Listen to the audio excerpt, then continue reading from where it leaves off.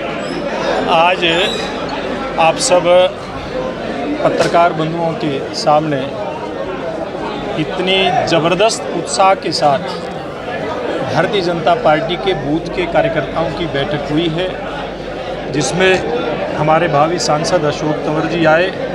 और आज का मकसद, आज का उद्देश्य, कार्यकर्ताओं ने जो पिछले 3-4 महीने से घनघोर परिश्रम किया है, हमारे इस विधानसभा के संयोजक भाई रिंकू मान जी, प्रभारी भाई गुलशन हंस जी के अगुवाई में हमारे प्रत्येक बूथ की टीम ने बहुत गजब के उत्साह के साथ, आज जैसा उत्साह आप यहाँ देख रहे हैं उससे कहीं ज़्यादा उत्साह के साथ काम किया है। भारतीय जनता पार्टी को जिताने के लिए, नरेंद्र मोदी जी को तीसरी बार प्रधानमंत्री बनाने के लिए, अशोक तंवर को यहाँ से जिता करके भेजने के लिए, और जो परिश्रम किया है उस परिश्रम के लिए हर कार्यकर्ता का हमने धन्यवाद किया है।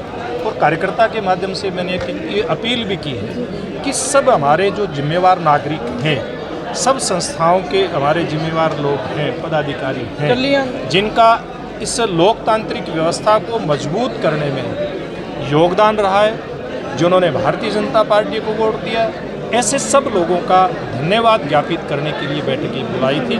और उत्साह आपके सामने देखते ही बनता है। निश्चित रूप से हरियाणा की जनता सिरसा समेत 10 की 10 सीटें भारतीय जनता पार्टी की झोली में डाल रही है। राजू टोहाना का चुनाव था, आपके विपक्ष में सारा विपक्ष नहीं चुन सकता है। देखिए, विपक्ष के जितने भी मौका परस्त लोग थे, जिन्होंने भारतीय जनता पार्टी के कामों का श्रेय लेने का भी काम किया, नरेंद्र मोदी जी के नेतृत्व में जो काम हुए उनका भी, हरियाणा सरकार के जो काम हुए उनका भी, और ऐसे लोग जो केवल और केवल नरेंद्र मोदी जी और भारतीय जनता पार्टी के विरोध के अंदर अंधे थे, ऐसे सब लोगों ने सारी राजनीतिक मर्यादाएं ताक पर रख करके और कांग्रेस पार्टी के कैंडिडेट का साथ देने का काम किया।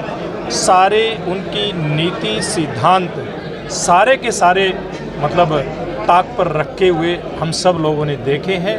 किसी का कोई विचार नहीं, कोई विचारधारा नहीं, एक केवल और केवल भारतीय जनता पार्टी का विरोध। लेकिन इस विरोध के बावजूद भी जो कार्यकर्ताओं को उत्साह दिखा और भारतीय जनता पार्टी के प्रति, हमारे उम्मीदवार के प्रति, मोदी जी के प्रति जनता का जो विश्वास दिखा, एक अलग ही बात कहती है। उन लोगों के सबके चेहरे नंगे हो चुके हैं। अपने मन से एक बात कही गई, उसका क्या? देखिए, निश्चित रूप से भारतीय जनता पार्टी के प्रदेश नेतृत्व ने, शीर्ष नेतृत्व ने मुझे राज्यसभा में भेजने का काम किया।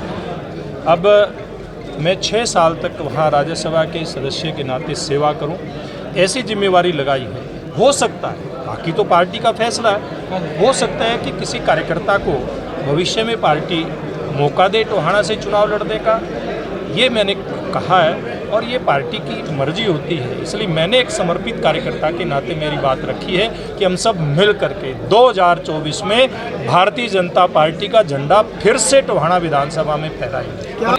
मैं कोई किसी की इच्छा नहीं चलती, मेरा सौभाग्य है कि भारतीय जनता पार्टी ने 6 साल तक मुझे आशीर्वाद दे करके और हरियाणा का प्रदेश अध्यक्ष बना करके रखा। ये कोई छोटी बात नहीं है मुझ जैसे बहुत सामान्य कार्यकर्ता के लिए, और मैं तो एक कार्यकर्ता के नाते समर्पित भाव से काम करने वाला कार्यकर्ता हूँ। सिरसा लोकसभा, देखिए, मैं इतना बड़ा भविष्य करता नहीं हूँ कि मैं ये बताऊँ कितने वोट से जीतेंगे, लेकिन बड़े मार्जिन के साथ अशोक तंवर जी लोकसभा में जाने वाले हैं। हम तो एक काम और देखेंगे आप, और देख भी लिया, आज से हमने तो अगले 2024 के विधानसभा की चुनाव की तैयारी के लिए, कमर कसने के लिए भी कार्यकर्ताओं को कहा है। तो भारतीय जनता पार्टी एक किस प्रकार का संगठन है जो एक किस्म से अगर हम कहें तकनीकी भाषा में तो ऑटो मोड पर चलने वाला संगठन हमारा है। हमने सब प्रत्याशियों के साथ, लोकसभा प्रभारी के साथ, लोकसभा संयोजक और अन्य जिम्मेवार लोगों के साथ हमारे प्रभारी की उपस्थिति में एक हमने समीक्षा बैठक प्रांत की कर ली है। कल हमारे प्रदेश अध्यक्ष और मुख्यमंत्री जी ने सब जिला अध्यक्षों की बैठक करी है और आज कार्यकर्ताओं की बैठक यहाँ पे चल रही है। कल मैं मेरी प्रबंधन की जो टीम थी पूरे प्रांत की, उसके साथ बैठ करके समीक्षा करूँगा। भारतीय जनता पार्टी अब एक ऐसी पार्टी बन चुकी है जिसके कार्यकर्ता मतलब कभी भी कोई कार्यकर्ताओं को दिशा निर्देश ऊपर से आता है तुरंत उस काम के लिए तैयार रहते हैं। ये हमारे कार्यकर्ताओं के ऊपर ही निर्भर करता है सारा। वो इतने उत्साही कार्यकर्ता हैं भारतीय जनता पार्टी के। हमने चुनाव परिणाम आने से पहले ही कार्यकर्ताओं का धन्यवाद और कार्यकर्ताओं के माध्यम से आम जन का, आम नागरिकों का, आम वोटर का धन्यवाद करने का काम किया। सर इंडी गठबंधन का क्या रहने वाला है 4 दिन? देखिए, इंडी गठबंधन, एक वो फिल्म का गाना था ना, इस दिल के टुकड़े हजार हुए, कोई यहाँ गिरा कोई वहाँ गिरा। आज एक बात सामने आई है, आज शाम से एग्जिट पोल की रिपोर्ट आनी शुरू हो जाएगी और कांग्रेस पार्टी ने तो अभी से यानी कि कल ही कह दिया कि उनके प्रवक्ता, उनके नेता इसके अंदर हिस्सा नहीं लेंगे। उनकी आंतरिक जो उनका विश्लेषण है उसमें कांग्रेस पार्टी 100 से पार नहीं जा रही। जो सबसे बड़ी पार्टी होने का दावा करता है कांग्रेस पार्टी में, कांग्रेस पार्टी इंडी गठबंधन में, वही 100 से पार नहीं कर रहा, तो इंडी गठबंधन का क्या होगा आप इस बात का अंदाज़ा लगा सकते हैं। जैसे मैंने कहा, इस दिल के टुकड़े हजार हुए, कोई यहाँ गिरा कोई वहाँ गिरा।